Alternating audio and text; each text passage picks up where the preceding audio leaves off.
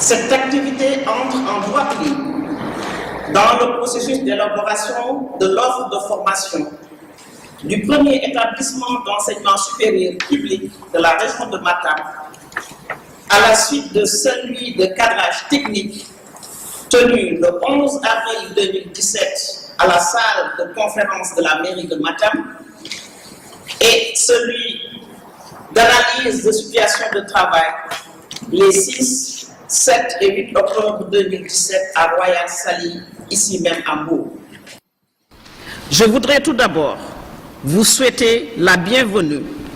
et vous remercier d'avoir répondu si promptement à notre invitation, malgré des agendas que nous savons très chargés. Pour rappel, l'ISEP de Matam, dont la vocation est d'offrir des formations en alternance, école, milieu professionnel, dans les domaines des métiers des mines, de l'agriculture, élevage, production forestière, de l'agroalimentaire, de l'aquaculture et de l'artisanat, avait ciblé une vingtaine de filières dont l'atelier d'analyse de situation de travail devrait permettre de préciser les contours et les contenus. Ce présent atelier vise donc à stabiliser définitivement les dénominations des métiers ciblés pour le démarrage des activités apprentissage de l'ISEP de Matam,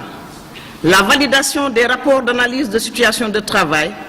et la production des référentiels de compétences et les guides d'organisation matérielle et pédagogique. À n'en pas douter, le profil des participants et leur expertise dans les domaines ciblés augurent de la qualité des propositions fécondes qui nous permettront d'asseoir des jalons d'une offre pertinente des formations pour l'ISEP de Matam. Je ne saurais terminer mon propos sans remercier vivement le projet USAID-ERA à travers son directeur Demba Farbambay pour la prise en charge totale de cet atelier qui marque un tournant important pour l'ISEP de Matam. Justement, quels sont ces métiers qui sont en passe d'être validés aujourd'hui? Alors, comme on l'avait déjà dit la dernière fois, nous sommes dans 5 domaines de métiers au niveau de l'ISEP de Matam, qui sont les domaines des mines,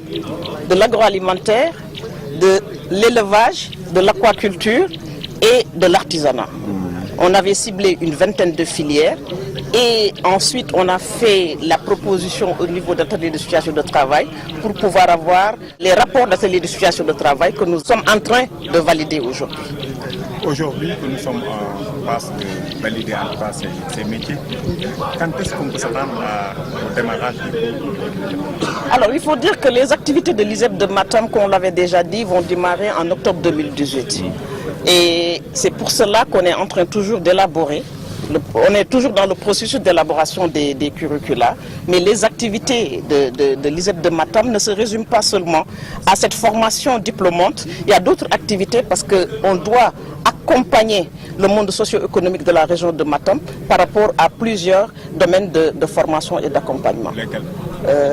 Par exemple, l'accompagnement des producteurs qui sont en voie d'élaboration et des référentiels de certification que nous pouvons mettre à disposition de l'environnement socio-économique de l'ISEP de Matam. Je voudrais vous remercier d'être venu et vous transmettre les salutations du directeur de l'USAID-ERA qui est empêché.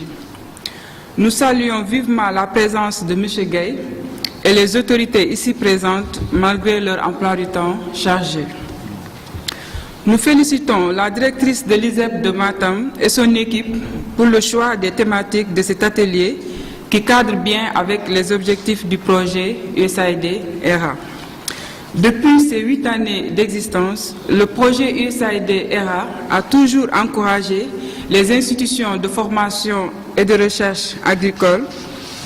à développer des programmes de formation aux métiers porteurs dans le secteur de l'agriculture au sens large. C'est un honneur pour le projet USAID-ERA de contribuer à ce travail et nous remercions les acteurs des différents secteurs mais aussi provenant de différentes zones du Sénégal qui sont venus appuyer cette jeune institution. C'est pour moi un réel plaisir de représenter Monsieur le ministre de l'Enseignement supérieur, de la Recherche et de l'Innovation, professeur Mary Teuw Niane, empêché, à cette importante cérémonie d'ouverture de l'atelier de validation des rapports, des analyses de situation de travail et des référentiels compétences, ainsi que d'élaboration des guides d'organisation matérielle et pédagogique de l'ISEP de Matam. L'État du Sénégal s'est engagé depuis 2013 dans une réforme ambitieuse de notre système d'enseignement supérieur de recherche qui trouve son fondement sur les concertations nationales sur l'avenir de l'enseignement supérieur et les décisions présidentielles qui en ont découlé. La diversification de l'offre de formation supérieure et l'infléchissement du flux de bacheliers vers un nouveau type de formation supérieure pour permettre l'employabilité des diplômés et leur contribution à la densification du tissu des entreprises, en particulier des PME, sont des objectifs majeurs de la réforme. La mise en œuvre des décisions présidentielles suivantes, la décision numéro 1, réorienter les formations supérieures vers les sciences, la technologie, les sciences de l'ingénieur et les mathématiques et les filières professionnelles courtes, ainsi que la décision numéro 7, renforcer la carte universitaire pour favoriser l'accès, diversifier l'offre et assurer la qualité de l'enseignement supérieur, a abouti à la création des instituts supérieurs d'enseignement professionnel. Sans nul doute, les ISEP constituent l'une des innovations majeures de la réforme. Après le démarrage effectif de l'ISEP de Thiès en 2013, qui aujourd'hui a sorti quelques promotions qui se retrouvent sur le marché du travail, à leur grand bonheur, mais aussi au bonheur de leurs familles et des entreprises qui les emploient, dans le même sillage que les ISEP de Diamniadio, de Richard Toll et de Bignona, l'ISEP de Matam s'est engagé depuis son atelier de cadrage technique du 11 avril 2017 dans le processus d'élaboration de ces curricula. Après ce premier atelier de démarrage, s'en est suivi du 6 au 8 octobre 2017 à Royal Sali un atelier d'analyse de situation de travail pour les 5 domaines de métiers de l'ISEP de Matam. Je veux citer l'agriculture, l'élevage, la production forestière, deuxièmement les mines, l'agroalimentaire, l'aquaculture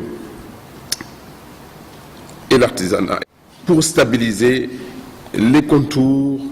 et contenus des filières ciblées par ces études préliminaires. L'activité qui nous réunit ce matin a pour objet donc la validation des rapports, des analyses de situation de travail et des référentiels compétences, ainsi que l'élaboration des guides d'organisation matérielle et pédagogique. Je voudrais souligner